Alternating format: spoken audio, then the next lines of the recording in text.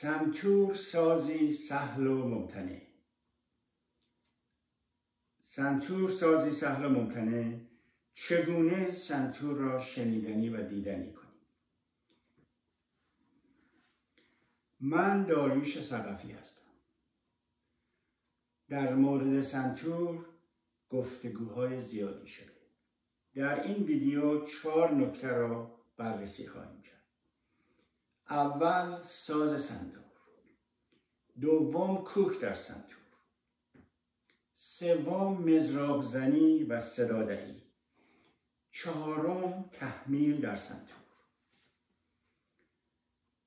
ساز سنتور، سنتور سنتی دارای 72 سیم است که شامل 36 سیم زرد در طرف راست سنتور و 36 سیم سفید در وسط و در پشت خرک‌ها با صداهای زیرتر می باشند. خرک‌ها 9 در طرف راست، 9 در طرف چپ، سیم‌ها روی اون قرار می گیرند. سنتور با 2 مضراب چوبی و ضربه زدن به سیم‌ها نواخته می شود.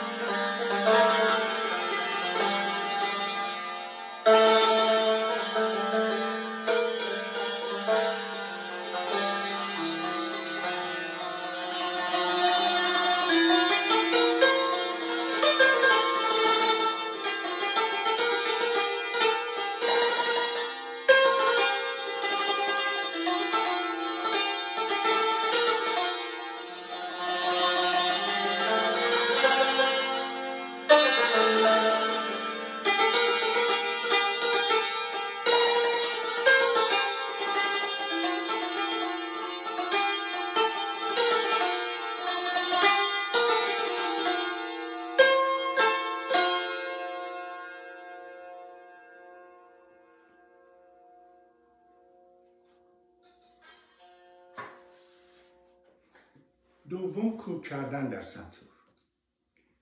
کوک کردن سنتور کار آسانی نیست. کوک باید با فواصل صوتی در نغمه هایی که اجرا می شود کاملا مناسبت داشته باشد. کوک سنتور با این کلید و گوشی هایی که اینجا هست انجام خواهد شد.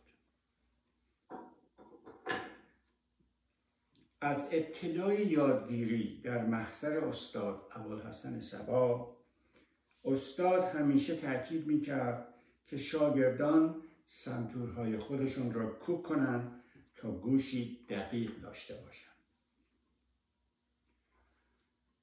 مشکل کوک در سنتور برای نوازندگانی که سالها با سنتور کار کرده‌اند و به مهارتی بالا رسیده‌اند برایشان کاملا حل شده است.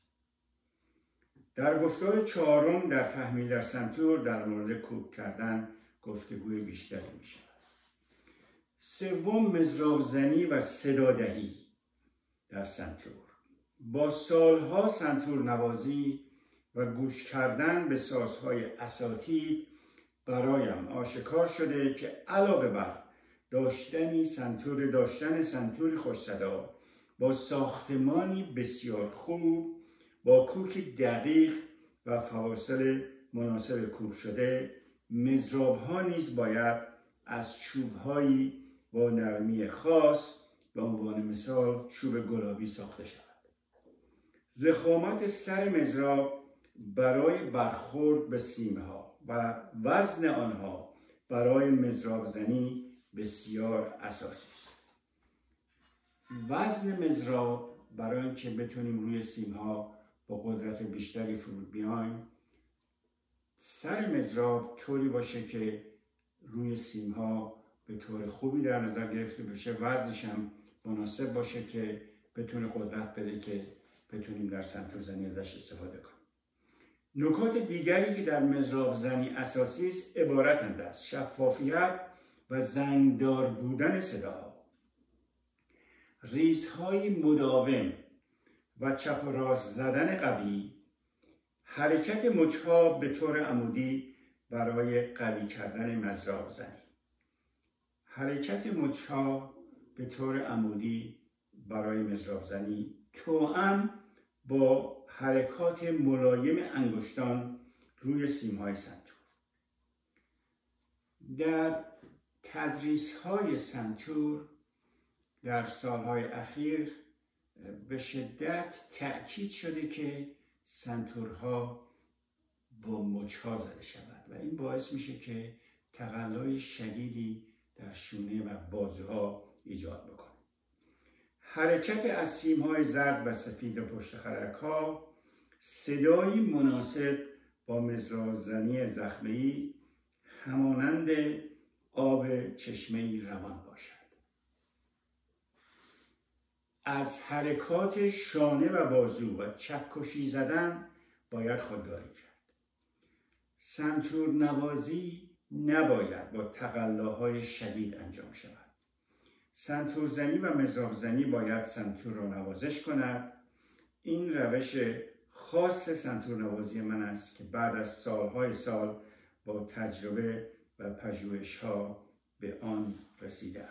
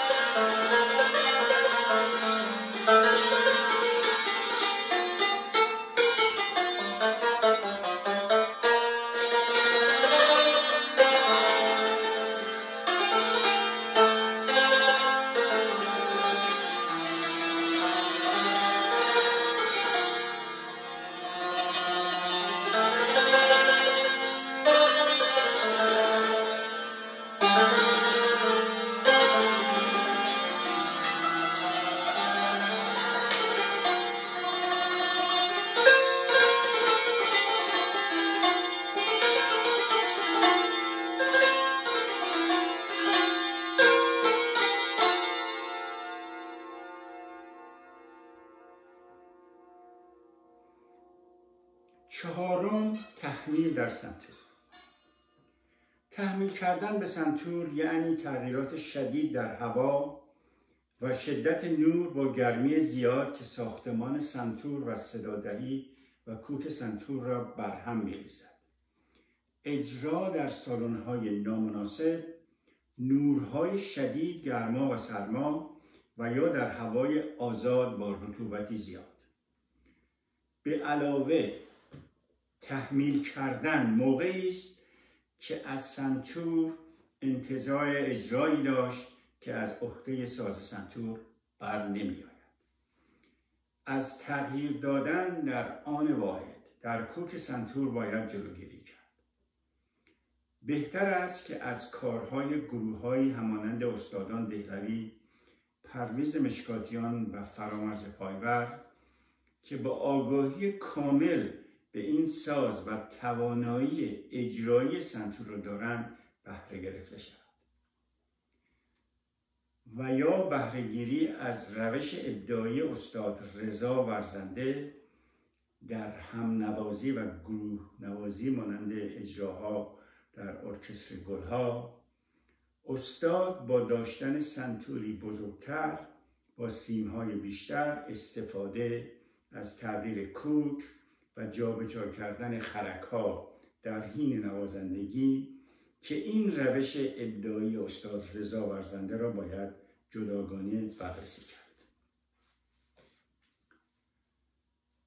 باید قبول کرد که اکثر نوازندگان غیر از نوازندگان سنتور و سنتور نوازان، چه با سازهای ایرانی و یا فرنگی و یا گروه‌هایی که فردی به نام رهبر چوبی در دست گرفته و با فرم‌های اجرایی فرنگی مانند کار می‌کنند، غیر از معدودی افراد آشنایی کامل یا کمتر آشنایی با ساز سنتور، صدادهی و مضراب‌زنی این ساز رو دارند.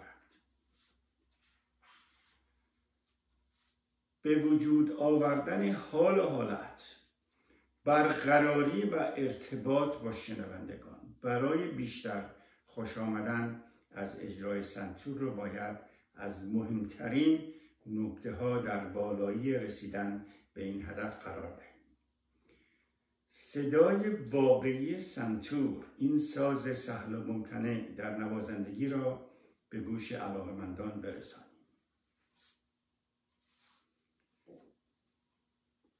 در خاتمه سنتور را دوست داشته باشیم، از مشکلاتش با پرکاری و پژوهش مداوم گذر کنیم. از شنیدن و دیدن سنتور به زیبایی‌های بی‌همانندش فکر کنیم و لذت ببریم. صدای سنتوری که در این ویدیو میشنوید از ساخته‌های بسیار قدیمی استاد مهدی ناظمی است. سنتور سازی شنیدنی و دیدنی از گفته‌های استاد میلاد کیایی است. با سپاس از دیدن و شنیدن این ویدیو، مشتاقانه منتظر نظرات و گفتگوهای دوستان و سروران عزیزمان هستیم.